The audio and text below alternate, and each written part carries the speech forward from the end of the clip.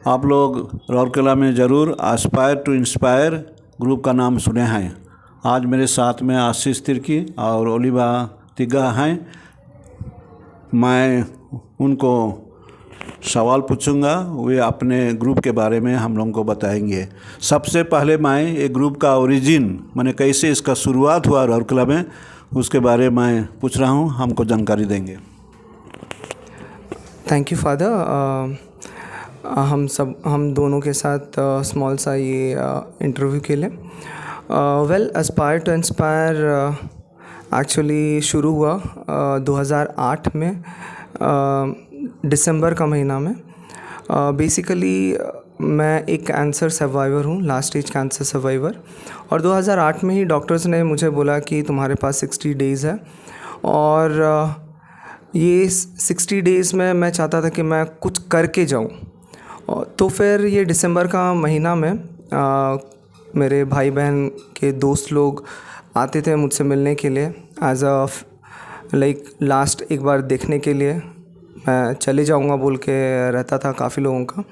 तो उसी टाइम पे हम शुरू किए ये aspire to inspire. Aspire to inspire का मतलब ये होता है कि आप में जिज्ञासा होना चाहिए किसी को इंस्पायर करने का, किसी को आगे प्रोत्साहित करने का। तो बेसिकली एस्पायर टू इंस्पायर यही सोच के हम शुरू किए, क्योंकि मेरे पास 60 दिन था और मैं ये 60 दिन में मेरे सराउंडिंग को मैं किस तरह से इंस्पायर कर सकूं, प्रभु में लेके आ सकूं, और यही सोच को लेके एस्पायर टू इंस्पायर परिवार हम शुरू करते हैं 2008 दिसंबर से। सो फादर, अभी मैं जानना चाहूँगा इस ग्रुप का नाम, चाहे ग्रुप का नाम दिया गया है एस्पायर टू इंस्पायर, तो ओलिवा हम लोगों को बताएंगे इसका अर्थ क्या है, इसका कैसे हम लोग समझेंगे। ऐसे इस एस्पायर टू इंस्पायर का अर्थ तो आशीष भैया बहुत अच्छे से बता दिए हैं कि एक इच्छा होना खुद में कि दूसरों को हम इंस्पायर करें, दूसरों के लिए एक प्रेरणा बने।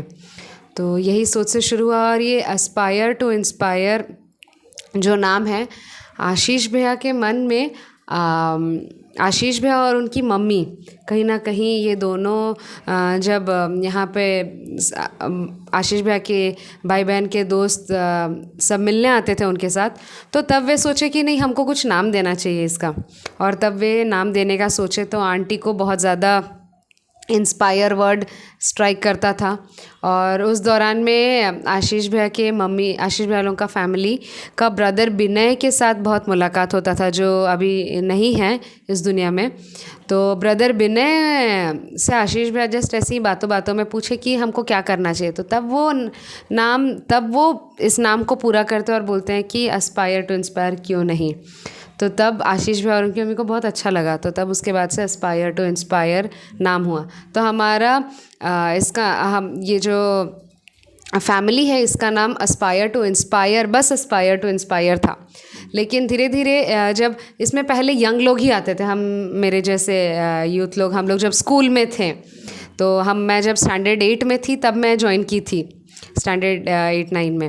और हम लोग पहले बहुत ऐसे ही छोटे थे तब ज्वाइन किए थे। फिर धीरे धीरे हम देखे कि फिर आशीष भैया की मम्मी बहुत एक्टिवली हमको एडवाइज़र, हमको गाइड करते हुए लेकर के जाती थी। फिर हम देखे कि और 2-3 पेरेंट्स हमारे साथ जुड़ने लगे, हमारे खुद के मम्मी पापा जुड़ने लगे। हम लोग देखें जयंती का मम्मी और ऐसे बहुत सारे पेरेंट्स जुड़ने लगे हमारे साथ। तो ये ग्रुप नहीं रहा। तो तब आशीष भैया सोचे कि ये एक परिवार है, और तब वे महसूस भी कर पाए कि प्रभु उनको परिवार जीवन के लिए बुला रहे हैं। तो तब वे जान पाए कि परिवारों को जोड़ने का काम कहीं ना कहीं हर चीज़ परिवार से ही शुरू होता है। जो भी हम सीखते हैं, जो भी हमको बुलाहट आता है, तो परिवार में अगर विश्वास दृढ़ है तो बाकी सब भी बहुत अच्छे से होगा। तो तब हम लोग को समझ में आया कि नहीं, ये एक साधारण ग्रुप नहीं है, ये एक परिवार है। तो तब से हम लोग इसको एस्पायर टू इंस्पायर परिवार बुलाते हैं। और हमारा मेन थीम यही है कि हम यही मोटो को लेकर के चलते हैं, केयर डेयर शेयर। और यही है कि अगर हम केयर करते हैं, हम दूसरों के प्रति केयर करते हैं, तो हम ज़रूर ही डेयर करेंगे, हम हिम्मत उठाएंगे कि हम दूसरों के साथ बांट सके, चाहे वो खुद का चीज़ हो, खुद के बातों को, खुद के सोच विचार को, खुद के पास जो भी संसाधन है, रिसोर्सेज है, उसको शेयर करने का हो, तभी जाके हम एक साथ आगे बढ़ पाएंगे। तो यही सोच से हम केयर, डेयर, शेयर मोटिव से हम ये शुरू किए और आगे बढ़ रहे हैं। आप अच्छी तरह से बताए, एक फैमिली जैसा है, बहुत अच्छा है। तो अभी मैं जानना चाहूँगा, ये ग्रुप में कौन ज्वाइन कर सकता है? मान लीजिए उड़िया मीडियम वाले हैं, वो लोग आफ्टर मैट्रिक ज्वाइन कर सकेंगे कि नहीं सकेंगे, कि खाली इंग्लिश मीडियम वाले केवल? इसके तो कभी कभी पूछते हैं कोई तो ऐसे, तो ये ग्रुप में कौन ज्वाइन कर सकता है? ये सवाल तो बहुत ही बार आया है, और क्योंकि हम लोग अधिकतर लोग इंग्लिश मीडियम स्कूल से ही हैं, तो एक नॉर्मल सा थॉट चला जाता है कि विचार रहता है कि नहीं, इसमें इंग्लिश मीडियम लोग ही ज्वाइन करेंगे, लेकिन ऐसा कुछ नहीं है। हमारे एस्पायर टू इंस्पायर फैमिली में इंग्लिश मीडियम से लेकर के उड़िया मीडियम के हमारे भाई बहन सब कोई जुड़े हुए हैं। इवन जो पढ़े लिखे शिक्षित नहीं भी हैं, वो भी एस्पायर टू इंस्पायर परिवार के पार्ट हैं। बहुत सारे लोग ऐसे हैं, हमारे बीच में माता पिता हैं। तो बेसिकली अगर फादर का सवाल का जवाब देना चाहूँगी, तो कोई क्राइटेरिया नहीं है, बस हमारा एक ही क्राइटेरिया है कि एक दूसरे को मदद करने का, एक दूसरे को प्रेरित करने का, जिसमें इच्छा है वो इस एस्पायर टू इंस्पायर फैमिली को ज्वाइन कर सकते हैं। और इसमें बच्चे हो, छोटे बच्चे हों, इसमें यंग लोग हों, इसमें माता पिता हों, स्कूल जा रहे हो, काम कर रहे हो, सभी कोई। हमारे साथ बहुत सारे ऐसे लोग जुड़े हैं जो बाहर काम कर रहे हैं, लेकिन वो हमारे साथ प्रेयर में, ऑनलाइन एक्टिविटीज़ में और बहुत सारे ऐसे काम में सहयोग देते हैं। मेन मीटिंग्स होता है हमारा, उसमें साथ देते हैं। माता पिता हमारे साथ जुड़े हुए हैं, हमारा जो भी जितना भी एक्टिविटीज़ होता है सब में भागीदारी देते हैं। छोटे बच्चे लोग जुड़े हैं जो हमारे साथ कॉयर में हमारे साथ पार्टिसिपेट करते हैं। और इवन कुछ ऐसे लोग भी जुड़े हैं, जैसे हमारे यहाँ पे बहुत प्रीमियर इंस्टीट्यूशन है NIT जैसे, तो जो लोग 4 साल के लिए भी पढ़ने आते हैं लेकिन गिरजा आते हैं हर संडे, तो उनके साथ हम भेंट मुलाकात करते हैं और उनको भी हम एस्पायर टू इंस्पायर का एक्टिविटीज़ में, हम एस्पायर टू इंस्पायर का काम में इन्वॉल्व करते हैं। तो ऐसे, तो उसी हिसाब से कहीं ना कहीं हम है कि कोई इसमें पार्टिसिपेंट के रूप में काम करते हैं, कोई वॉलेंटियर के रूप में है, कोई कोवर्कर के रूप में है, कोई मेंबर के रूप में है। तो इसमें बेसिकली कुछ ऐसे डिवीज़न नहीं है। जिसमें इच्छा है दूसरों को प्रेरित करने का, प्रेरणा देने का, वो एस्पायर टू इंस्पायर फैमिली को ज्वाइन कर सकते हैं। अभी मैं ग्रुप का एक्टिविटीज़, चाहे जो आप लोग कहेंगे, हम लोग का चर्च लैंग्वेज में मिनिस्ट्री कहते हैं, चाहे इन्वॉल्वमेंट, एंगेजमेंट, तो उसके बारे आशीष से पूछूंगा, थोड़ा एक्सप्लेन करेंगे।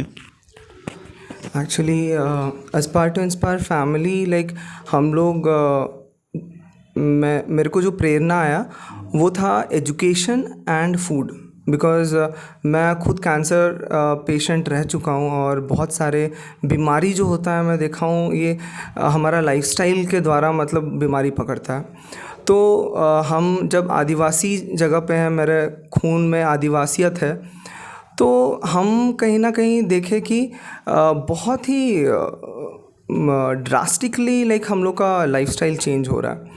तो एक तो फूड वाला, अब फूड वाला चीज़ मैं देखा कि फूड का नॉलेज, अब नॉलेज कहाँ से आएगा? नॉलेज किताबों से आएगा, जितना पढ़ेंगे आप उतना जानेंगे। तो यही 2 चीज़ को लेके, एजुकेशन एंड फूड को लेके हम शुरू किया। तो मिनिस्ट्री जब बात होता है तो सबसे बेसिक हम लोग का वही है, एजुकेशन एंड फूड। उसके अंदर में काफ़ी सारी चीज़ें हैं, जैसे कि कोई लोग हैं कि जिनको स्पोर्ट्स पसंद है, तो उनके लिए हमने संयुक्त खेल मंच हमने रखा है। जिनको गाना अच्छा लगता है तो फिर हमारा लाइक खुद का बैंड है, आर्कएंजल बैंड बोल के है। चर्च में कॉयर हम लोग लीड करते हैं, ए स्क्वायर नाम है, ए स्क्वायर। सो ए स्क्वायर का मतलब है, जैसे कि फादर आपका नाम एल्बर्ट है ना, तो there is a in everyone, तो वो कॉयर का पार्ट बनेगा। तो इसलिए हमने वो ए स्क्वायर दिया। एंड डिसूज़ा यहाँ पे स्कूल है, जो उनके प्रिंसिपल उनकी मम्मी ने मुझे सौंपा था और उनका नाम भी एन था। तो फिर हम पहले एन स्क्वायर बोलते थे, लेकिन अभी उसको ए स्क्वायर बोलते हैं बिकॉज काफ़ी लोग ए नाम के जुड़े हुए हैं, तो इसलिए ए स्क्वायर हम लोग बोलते हैं। फिर उसके बाद जिस किसी को भी मतलब खाना पसंद है, जैसे कि मैं बोला कि फूड के तरफ है हमारा इंक्लिनेशन, तो फूडी बोलते हैं हम लोग। और फूडी में केक वेक बनाते हैं, छोटा मोटा पार्टी अगर हमारे बीच में होता है तो बिरयानी बना देते हैं, केक सप्लाई करते हैं, बिस्किट्स बनाते हैं, ऐसे तो छोटे छोटे वेज़ में हम करते हैं। और नेक्स्ट है आपका सबसे इम्पॉर्टेंट जो एजुकेशन को लेके, दैट इज़ जय जगत एकेडमी। तो बेसिकली जय जगत एकेडमी हमने इसलिए भी नाम दिया क्योंकि हम लोग जो रूट्स है हमारा, हम लोग आदिवासी लोग, हम लोग ट्राइबल्स हैं, तो ट्राइबल्स लोग जगत के साथ कनेक्टिविटी बहुत ज़रूरी है।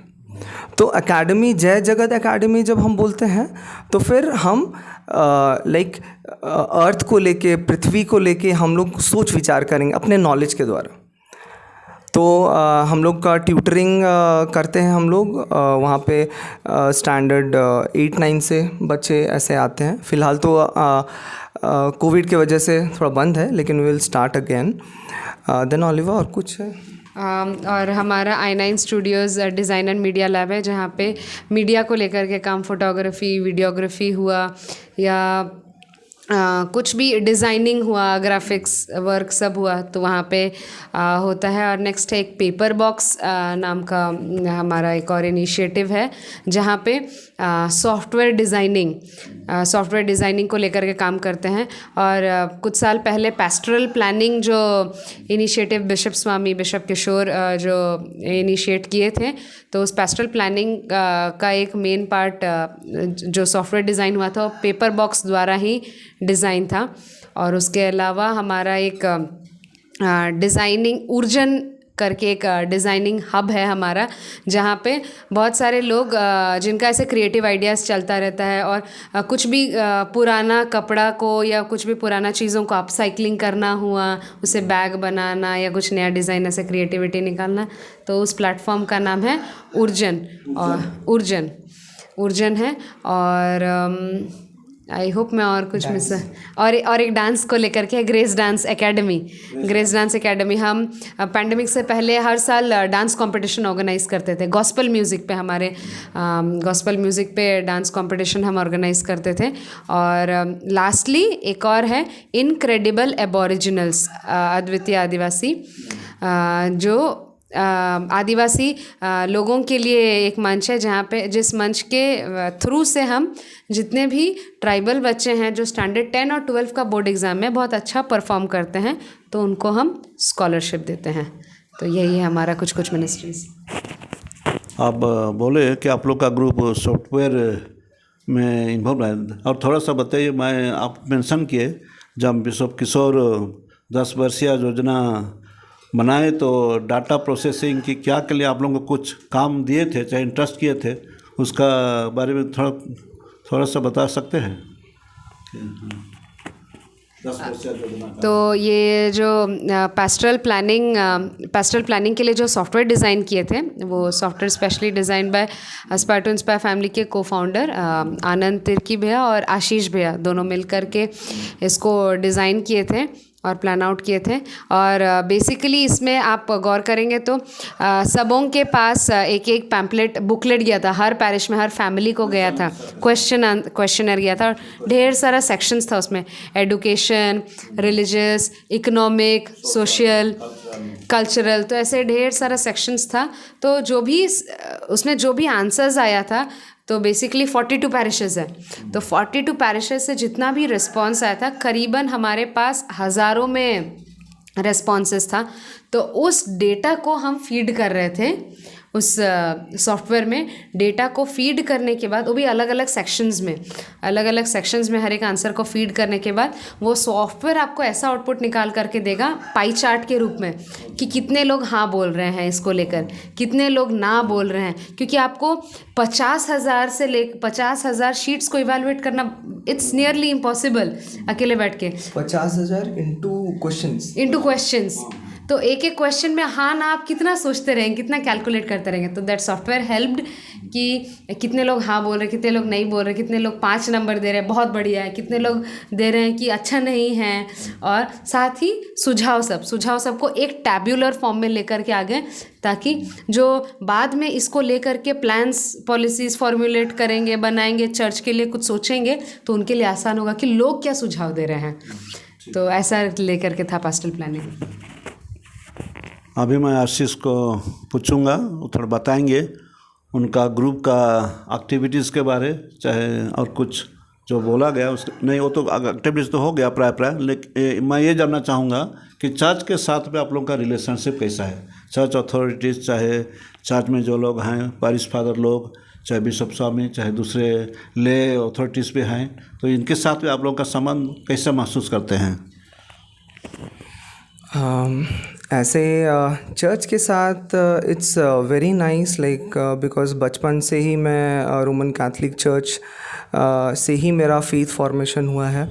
और बीच में जब कैंसर होने के बाद जब मैं एस्पायर टू इंस्पायर फैमिली शुरू किया, बहुत सारे क्वेश्चंस थे, जैसे फादर अभी आप बोल रहे हैं ना, बहुत सारे क्वेश्चन, तो कुछ क्वेश्चंस का आंसर मेरे को भी नहीं था उस वक्त। लेकिन धीरे धीरे जब हम बढ़े तो थोड़ा कॉन्फ्लिक्ट्स होते थे। एंड बेसिकली वही एक जो बहुत बड़ा कॉन्फ्लिक्ट जो होता है, दैट इज़ कि हम लोग को देखा जाता है कि ये इंग्लिश मीडियम ग्रुप है और उड़िया मीडियम, लेकिन धीरे धीरे करके मुझे लगता है कि वो कॉन्फ्लिक्ट थोड़ा हटा है। बिकॉज़ जैसे कि ओलिवा अभी बोल रही थी कि हम लोग जो स्कॉलरशिप प्रोग्राम शुरू किए, इट वाज नॉट फॉर खाली इंग्लिश मीडियम।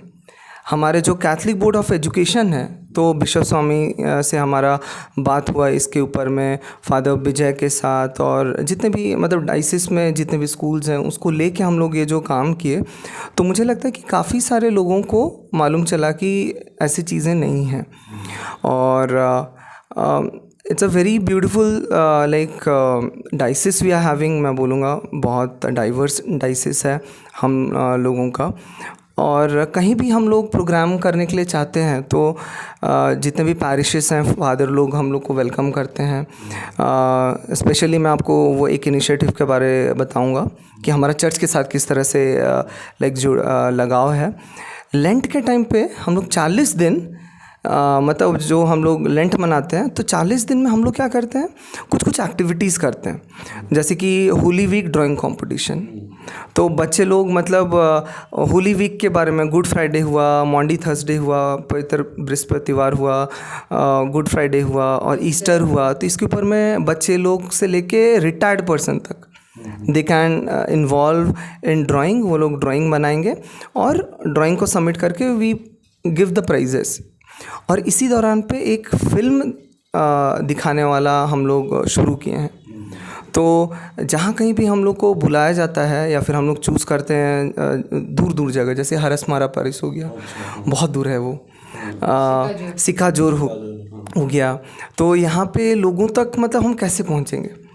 तो हम लोग अपना प्रोजेक्टर हम लोग उठा के हम लोग निकल पड़ते हैं और यहाँ से हम लोग को बोल दिए रहते हैं, तो फिर वहाँ पे फादर लोग हम लोग को रिसीव करते हैं एंड हम लोग बहुत बढ़िया से मतलब मूवी दिखाते हैं, वहाँ के लोगों के साथ इंटरैक्ट करते हैं और अपना विश्वास को थोड़ा टेस्टिफाई करते हैं कि प्रभु ने मेरा लाइफ को कैसे चेंज किया, और मेरे साथ जो भी हैं वो लोग टेस्टिफाई करते हैं अपना। तो इस तरीके से फादर। ठीक है, बहुत अच्छा आप बताएं।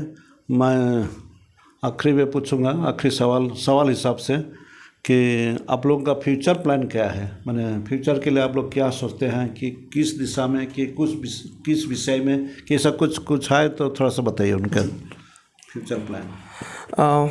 फ्यूचर में जैसे हमारा like aspire to inspire family हम बोलते हैं, तो बेसिकली ये फैमिली को बेस करके हम शुरू किए हैं। और जब फैमिली बोलते हैं आज का दुनिया में, तो इट्स अबाउट लाइक हमें वर्ल्ड को भी बैलेंस करके जानना है। काफ़ी बार ऐसे होता है कि फादर लाइक हम लोग बहुत ज़्यादा घुस जाते हैं वर्ल्ड में, और चर्च तो खाली संडे वाला चीज़ हो जाता है।